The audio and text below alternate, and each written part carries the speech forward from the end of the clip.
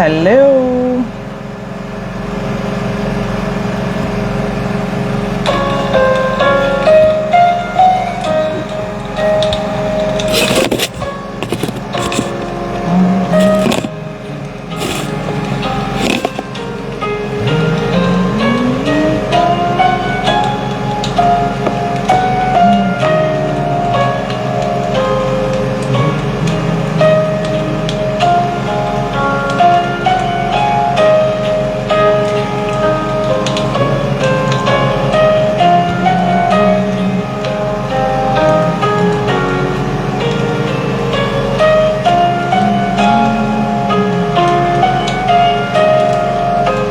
Hello, welcome to today's live. Welcome. If you join us, say hello, say hi. Let us know where you are joining us from.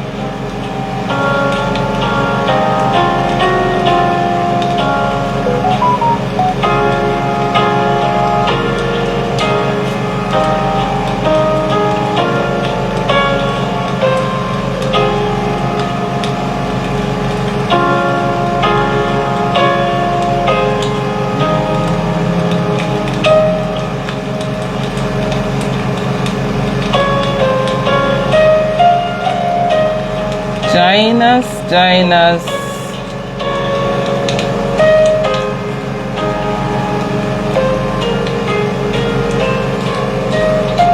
If you join us, say hello, say hi. Where are you joining us from?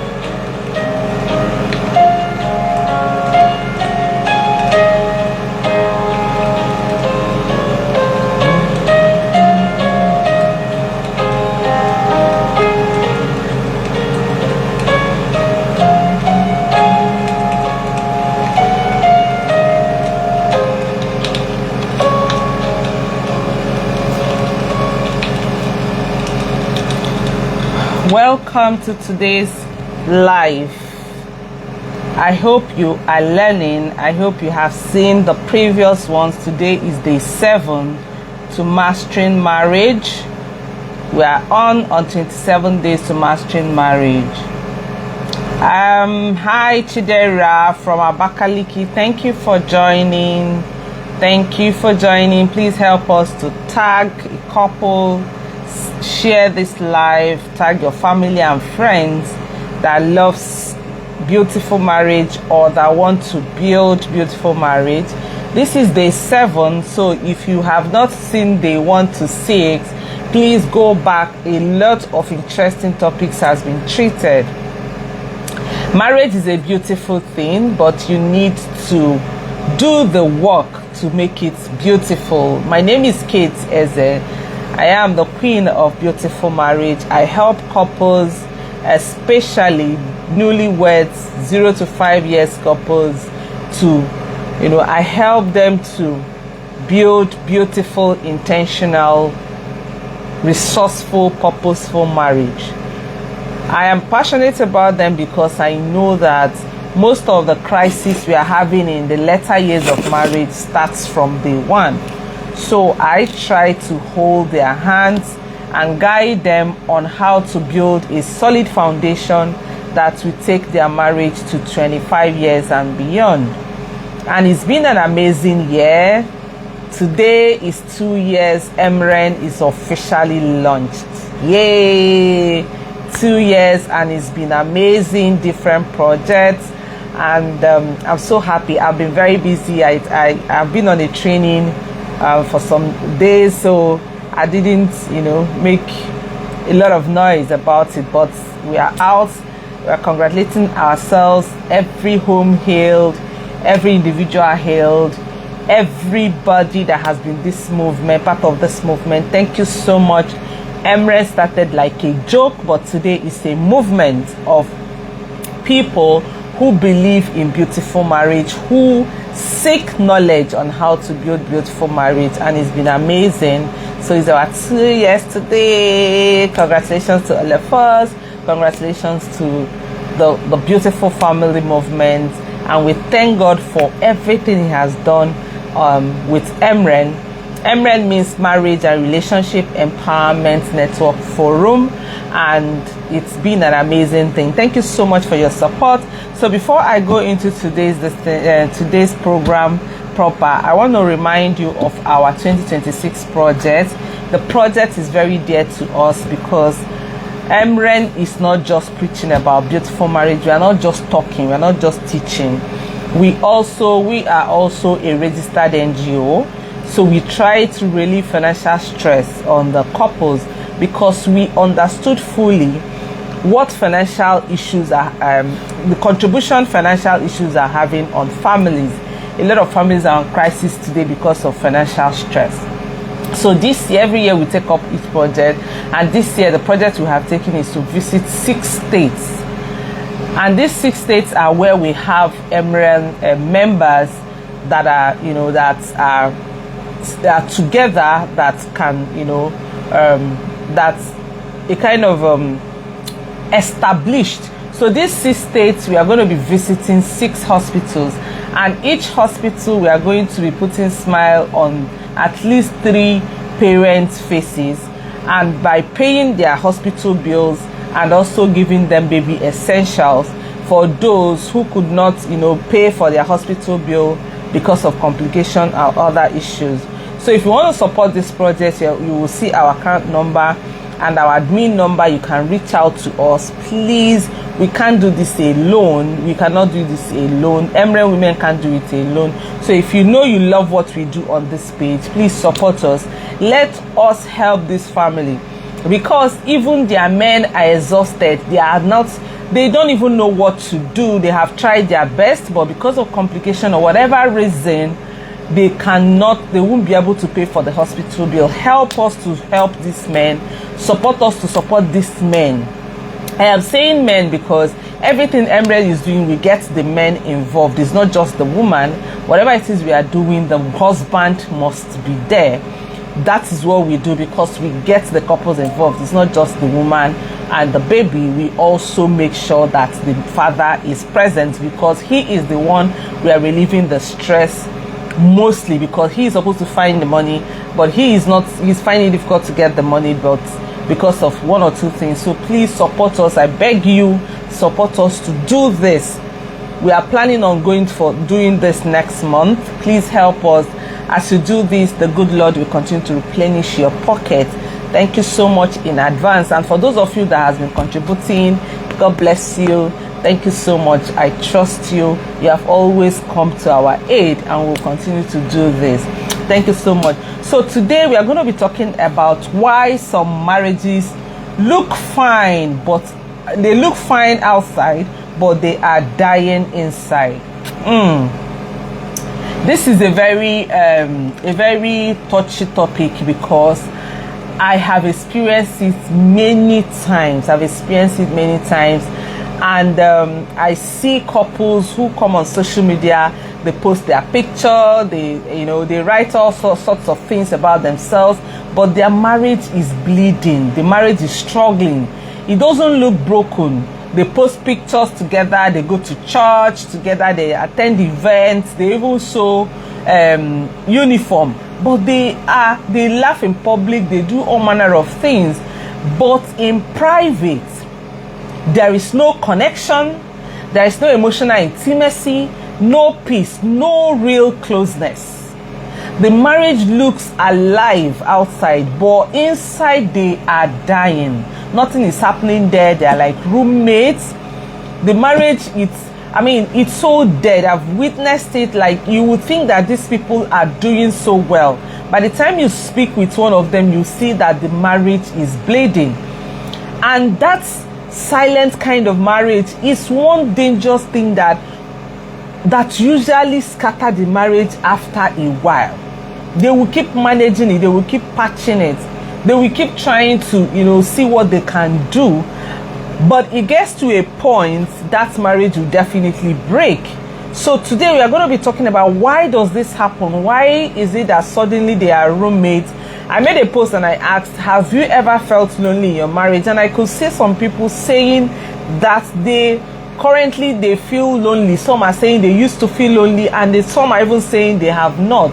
So it's happening. I mean, they are married, but they are lonely. They are married, but they are roommates. They don't even understand, what is happening. They just live their life, wake up in the morning, go to business, go to work, come back in the evening, talk about children, talk about bills, they go to bed. The marriage is bleeding.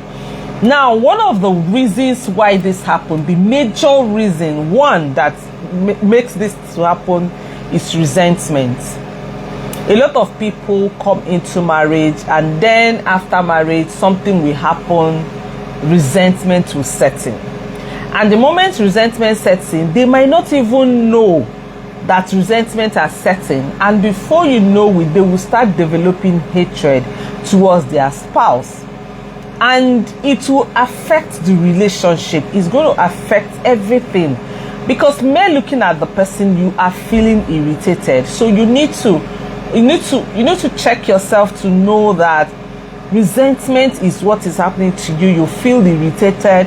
You feel like, why am I with this person? Something must have happened, right, that triggered your resentment. It's not left for you to start seeking help. If you can't trace what is happening to you, then you need to seek help as soon as possible. If not, your marriage is in serious danger, right? Number 2 reasons why marriage looks good outside but bad inside is that peace has replaced tension. Peace has replaced tension. I was counseling a woman today, and she was crying, feeling so bad. And she said something. She said, peace has left us. And I could feel it. I could feel that the whole place is not feeling it. She said, Lady Kate, peace has left us. I know why this thing is so bad is you might not even know that it's happening. It takes a little while, and before you know it, it will be a big thing. So the tension is so much. Even is an online counseling, but I can feel the tension in her home. I can feel the tension. I can feel how heavy her heart is. I can feel such a woman. Yes, she's still in that marriage. They're having, the children are there and all that. When they come out, they laugh. He said yesterday, Lady Kate, yesterday we went to a wedding and we sold uniform. People will never know. But even while I am in that wedding, I was crying. So the peace has left the family. The peace has left the couples. She will say that if I see my husband outside, my husband is so happy, he's chatting, he's talking. But when he comes in, both of us, when we come in, we go cold. They don't even know what is happening to them. I have told her that she had to bring her husband on board, and thankfully the husband is ready to go on this journey. So once peace leaves your home, you people will be living double life. Number three reasons is that the couple stopped being intentional. You see, being intentional in marriage is one thing that you can use to repair your marriage. Just be intentional. Anything you want to do, if you want to talk, if you want to eat, anything you want to do, be intentional. If I go to a place now and they give me something, the moment I pick that thing, maybe even if it's something something as small chops, the moment I pick it, do you know what comes to my mind? My husband. Can I keep this and eat it with my husband? That is being intentional. Like when you think of your spouse, even before thinking about yourself. I hear a lot of people come online and say, treat yourself first, be the first person, love yourself first, do this one yourself. What I usually ask is, if everybody begin to choose themselves, how are we going to do this marriage to be beautiful? Because you are supposed to be looking out for each other. You need to be very intentional. But the moment intentionality leaves your marriage, you people will live like roommates. I see some couples that even when they are walking on the road, I mean, they are not looking at each other. They are not even looking at, is this person, is there any harm that can come to this person? Everybody's just walking. You see, intentionality in marriage is something that is very little. Very little. Like I said, even my husband, he goes out, he want to buy something that he want to eat. The first thing he thinks is this what I would like? Yesterday I was coming back from work. I know that my husband likes plantain chips, right? I know that I also like, what's it called, chin chin. I went to buy one thing. I just went to buy one thing. But when I got there, I saw it and I knew that, oh, it's something he would like. I bought it. The other day I went to a shop and I know that he likes cashew nuts. The moment I saw it, in my head clicked, oh, this is what he likes. I bought it. And it's the same thing like him. He does the same thing. So any marriage that, one of the reasons why this marriage are performing is because intentionality is no more in their marriage. Another reason is that they normalize unhappiness. There are marriages that have normalized unhappiness. Like, it is nothing to them. I don't know how they survive, because me, I can't thrive. I say it again, I cannot thrive where there are issues. I can't imagine myself being in the home with my husband 24 hours, we are not talking. It's not even going to work. How am I going to gist? Who will I gist with? Even him. One time devil entered and we tried it for 2 days, we didn't talk. I know how we felt. It was as if we are choking. It was the moment I was the one that broke that silence. I said, no, this can't happen. And I picked my phone and I told him, I said, guy, this is 2 days. We have not gisted, we have not talked. Even him, he was eager. I could see that, But when devil comes like this, he can make you just to feel that something is normal. It's not normal. There's no joy. There's no romance. There's no peace. Nothing. Everywhere is just cold. You just normalize it. It's normal. You come back. I mean, it's not a big deal. I know someone that in her home, she comes back from work. She does not talk to her husband. There's no discussion with her husband in any way. No discussion at all. And the husband will not even care. That one will enter inside the room and lock the room. No discussion. Like, sometimes I wonder how they do the marriage. Everybody is just on their own. They are in that house, but no form of discussion. They have normalized not talking to each other, not doing anything together, but they are still in that house. So you see people, but when they come out, they go to church, they go to events, they go to meetings, people won't even know that their home is cold. And they will think that everything is in order. People just think that everything is in order. But it's because I know, and I keep telling her that this is not right. You need to make things right. But sometimes when devil comes, there's nothing you're saying that the people involved will listen to. Before I used to feel very bad that I will cancel someone and I didn't get results. But my coach made me to understand that you cannot save everybody. You can't save everybody. I have for my counseling session, I have over 90% success. That is a pass mark. That is an excellent mark. I will not, dwell on the 5% that have refused to listen or do what they need to do to have a beautiful marriage. And the last point I want to talk about this night is couples that are performing marriage. They are performing it, they are not living it. We have a lot of actors and actresses as couples. They go out, they hold hands, they kiss, they hug, they laugh, they make people feel that they are okay. But once they come inside, once they cross their gate or their house, atmosphere changes. They are just performing marriage. They are not living it. They are not living it. And the question is, for how long are you going to pretend? How long will you pretend? How long will you carry on? How long are you going to perform this marriage? Because these children involved, I'm even more particular about the children involved. Sometimes I wonder, how does the children in that home think?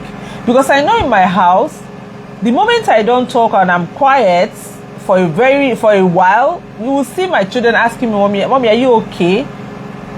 Or the moment they don't see me and daddy talking or gisting, the last one will come and ask you, mommy, where is daddy? So I'm wondering such an environment, how their children are, I don't know how they're navigating it. Are they going to stay with the mother or are they going to stay with the father? I don't know. But whatever it is that you are doing, you must understand that marriage is beyond you and your spouse. The children are involved. You don't have to be selfish about it. Yes, I know everybody come online and say you have to be selfish, you have to love yourself, you have to do this. But it is not always that easy. Marriage is beyond you. Marriage has connected a lot of people. The day you got married, it was not only you and your spouse was there. You connected a whole lot of people. That is the way your divorce, your separation, anything you are doing is going to connect a lot of people. And then the people that suffer it the more is the children. So if you are newlywed and you are listening to this video today, begin to make the list of those things that is making your marriage to be a performer.